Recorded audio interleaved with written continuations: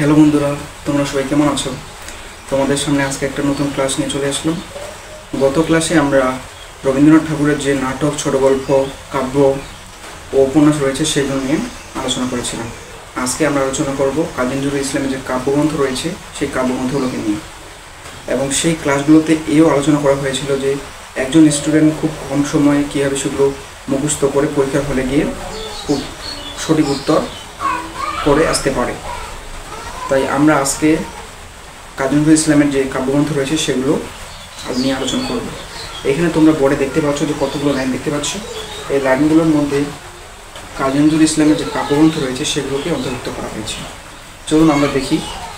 সিন্ধু হিন্দোল অগ্নিবীণা বিষের বাসি, কী বলছে? সিন্ধু হিন্দোল অগ্নিবীণা বিষের বাসি, সন্ধ্যাবেলায় পূর্বের ভাঙ্গার গান ধরলে সঞ্জিতা ছায়ানট চক্রবাক ও প্রলয় শিখার মতো সর্বহারা মরু ভাস্কর ও দরুণ চাপা ঝিঙে ফুলের মতো সমবাদে ঝড় তুলেছে।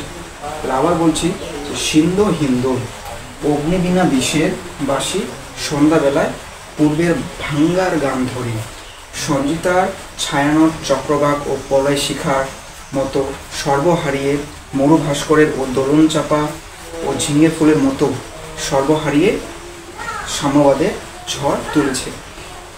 এই লাইনগুলোর মধ্যে যে সকল শব্দের নিচে আন্ডারলাইন করা হয়েছে সেগুলো প্রত্যেকটা হচ্ছে কাজী নজরুল ইসলামের কাব্যগ্রন্থ। যেমন সিন্ধু হিন্দোল অগ্নিবীণা বিষের বাসি, সন্ধ্যাবেলা ভাঙ্গার গান, সঞ্জিতা ছায়ানট চক্রবাক প্রলয় শিখা, সর্বহারা মরু ভাস্কর দোলন চাপা ঝিঙ্গে ফুল সাম্যবাদের ঝড়।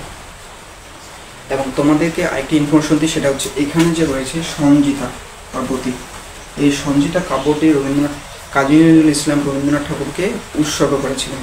তাহলে আবার কি বললাম, যে এই সঞ্জিতা কাব্যগ্রন্থটি কাজী নজরুল ইসলাম রবীন্দ্রনাথ ঠাকুরকে উৎসর্গ করেছিলেন। তোমাদের মধ্যে এই ইনফরমেশনটা না জানতে পারো, তাই এটা মনে রাখা খুব জরুরি। তাই একজন স্টুডেন্ট যদি এভাবে কাজী নজরুল ইসলামের যে কাব্যগ্রন্থ রয়েছে সেগুলোকে মনে রাখে, তাহলে সে খুব কম সময়ের মধ্যে সেগুলো মুখস্থ করে পরীক্ষা করে গিয়ে সঠিক উত্তর দিতে পারবে। তাই আজকে আর ক্লাসটি বড় করতে যাচ্ছি না।